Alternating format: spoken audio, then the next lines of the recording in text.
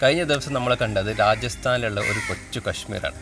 ഇനി നമ്മൾ കാണാൻ പോകുന്നത് രാജസ്ഥാനിലുള്ള ദ പിങ്ക് സിറ്റി എന്നറിയപ്പെടുന്ന ജയ്പൂരാണ്. I welcome everybody to trip log, നമ്മളെ നോർത്ത് വെസ്റ്റ് ട്രിപ്പിൻ്റെ 9ാമത്തെ എപ്പിസോഡ്. അടുത്ത ദിവസമായി നമ്മളെ നെക്സ്റ്റ് പ്ലാൻ എന്ന് പറഞ്ഞു കഴിഞ്ഞാൽ ജയ്പൂർ എയർപോർട്ടിലേക്ക് പോകണം. അതായത് നമ്മൾ ഫ്രണ്ടിന് ലീവിൻ്റെ ഇഷ്യൂസൊക്കെ ഉള്ളത് കൊണ്ട് നാട്ടിലേക്ക് തിരിച്ചു പോകണം.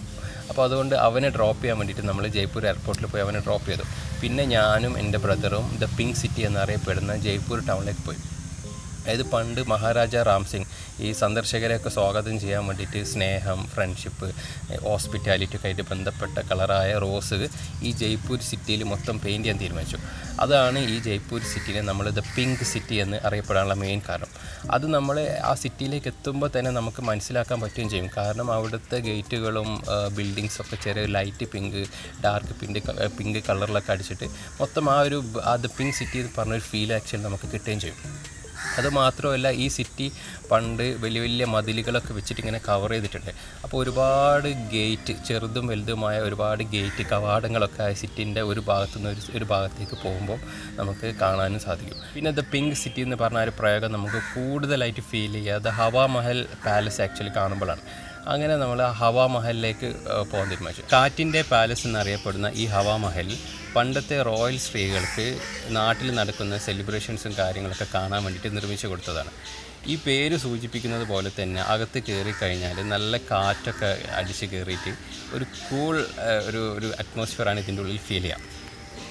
പിന്നെ ഇതിൻ്റെ ഡിസൈനൊക്കെ പറഞ്ഞു കഴിയുകയാണെങ്കിൽ നമ്മൾ സാധാരണഗതിയിൽ ഫോർട്ടുകളിലും പാലസുകളിലൊക്കെ കാണുന്ന നോർമൽ ഡിസൈൻസൊക്കെയാണ്. പക്ഷേ കുറച്ചൊരു വ്യത്യസ്തമായിട്ട്, തീരെ കാണാത്തതല്ല, കുറച്ചൊരു വ്യത്യസ്തമായിട്ട് തോന്നുന്ന ഡിസൈൻസ് എന്ന് പറഞ്ഞാൽ ജനാലകളിൽ മൊത്തം ചില നല്ല കളർഫുൾ ചില്ലുകളൊക്കെ വെച്ചിട്ട് പെയിൻറ്റ് ചെയ്തിട്ടുണ്ട്.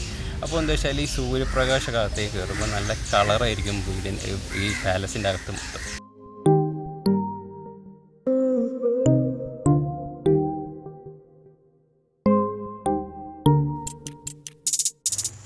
ഈ ഹവാമഹലിൻ്റെ മറ്റൊരു പ്രത്യേകത എന്താണെന്ന് വെച്ചാൽ ഒരു തേനീച്ചക്കൂടിൻ്റെ സ്റ്റൈലാണ് ഇത് നിർമ്മിച്ചത്. പിന്നെ ഏകദേശം ഒരു 1000 ജനവാതിലുകൾ ഇതിൽ ഉണ്ട്.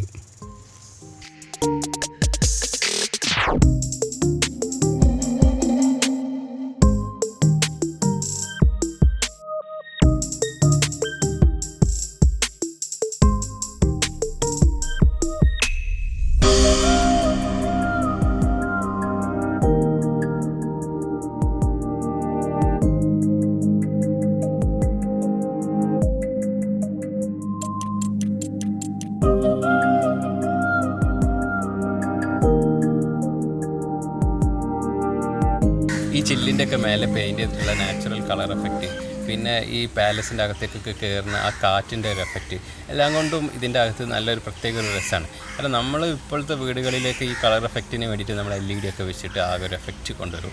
അല്ലെങ്കിൽ ഈ കാറ്റും കാര്യങ്ങളൊക്കെ വേണ്ടി ഫാനും AC ഒക്കെ വെച്ചിട്ട് എഫക്റ്റ്. ഇതൊന്നും അല്ലാതെ ശരിക്കും നമ്മൾ വീടൊക്കെ ഉണ്ടാക്കുമ്പോൾ ഈ ഒരു നാച്ചുറൽ സയൻറ്റിഫിക് എഫക്റ്റുകളൊക്കെ ഉപയോഗിച്ചിട്ട് ചെയ്ത് കഴിയുകയാണെങ്കിൽ ഒരു വേറെ തന്നെ ഒരു രസം ഉണ്ടാകും. കാരണം അതിനൊരു നാച്ചുറാലിറ്റി ഫീലും ആർട്ടിഫിഷ്യൽ ഫീലും അത് വേറെ തന്നെയല്ലേ. അപ്പോൾ ആ ഒരു ഫീൽ ആക്ച്വലി നമുക്ക് ഇതിൻ്റെ അകത്തുനിന്ന് കിട്ടുന്നത്.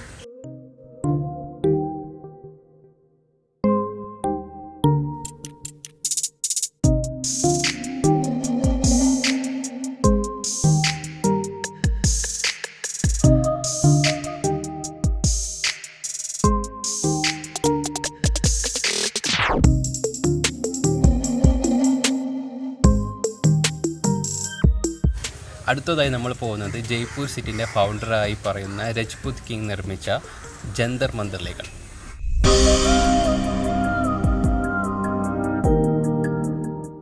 ഇത് 19ഓളം ആസ്ട്രോണമിക്കൽ ഇൻസ്ട്രുമെൻറ്റ്സ് അടങ്ങിയ ഒരു സ്ഥലമാണ്. വേൾഡിലെ ലാർജസ്റ്റ് സൺഡയലും ആക്ച്വലി ഇവിടെയാണ് സ്ഥിതി ചെയ്യുന്നത്. സൺഡയൽ എന്ന് പറഞ്ഞു കഴിഞ്ഞാൽ ആകാശത്തിലെ സൂര്യൻ്റെ പൊസിഷൻ അനുസരിച്ചിട്ട് ഓരോ ദിവസത്തിലെ സമയം അറിയാൻ പറ്റും. അങ്ങനെയുള്ള ഒരു സ്ഥലമാണ് ആക്ച്വലി ഈ ജന്തർ മന്ദിർ. ജന്തർ മന്ദിറിലേക്ക് പോകുമ്പോൾ നമ്മളെ മാത്സും സയൻസൊക്കെ ഉഷാറാണെങ്കിൽ അവിടെ കാണുന്ന കാര്യങ്ങളും വായിച്ചറിയുന്ന കാര്യങ്ങളൊക്കെ നമുക്ക് പെട്ടെന്ന് തന്നെ മനസ്സിലാവും. ഒന്നെങ്കിൽ നമുക്ക് ഇങ്ങനത്തെ കാര്യങ്ങളൊക്കെ മനസ്സിലാക്കാൻ ഈ സ്ഥലം ഉപയോഗിക്കാം, അല്ലെങ്കിൽ നല്ല ആംഗുലർ ഫോട്ടോഗ്രാഫീസിന് പറ്റിയ നല്ല കീട്ടു സ്ഥലം.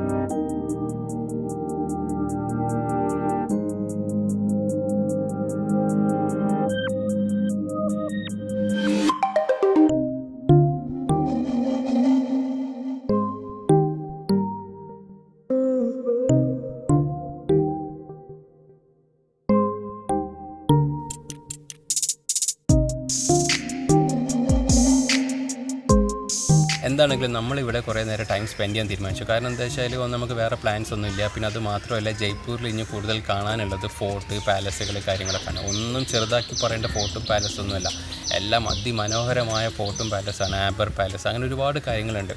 പക്ഷേ നമുക്ക് അതൊക്കെ ഒരുപാട് കണ്ടതായതുകൊണ്ട് അതൊന്നും കാണണ്ടെന്ന് വിചാരിച്ചു. അങ്ങനെ നമ്മൾ അവിടെ കുറേ ടൈം സ്പെൻഡ് ചെയ്ത് പിന്നെ നമ്മൾ ഗുജറാത്തിലേക്ക് ബസ് അവിടെ തന്നെ ബുക്ക് ചെയ്തു. ബസ് നോക്കിയപ്പോൾ കിട്ടിയത് വൈകുന്നേരമാണ്. ഏകദേശം 4 മണിക്കാണ് ബസ് ഉള്ളത്. അപ്പോൾ നമ്മളിപ്പോൾ ഇവിടെയുള്ള സമയം ഏകദേശം ഉച്ച സമയത്ത്. പിന്നെ നമുക്ക് ഇവിടെ പോകാൻ വേറെ സമയമില്ല. അപ്പോൾ അതുകൊണ്ട് അന്ന് ഞങ്ങൾ അവിടെ കുറേ കറങ്ങി നടന്ന് ഫുഡൊക്കെ അടിച്ചിട്ട് ഗുജറാത്തിലേക്ക് ബസ് കയറിപ്പോയി.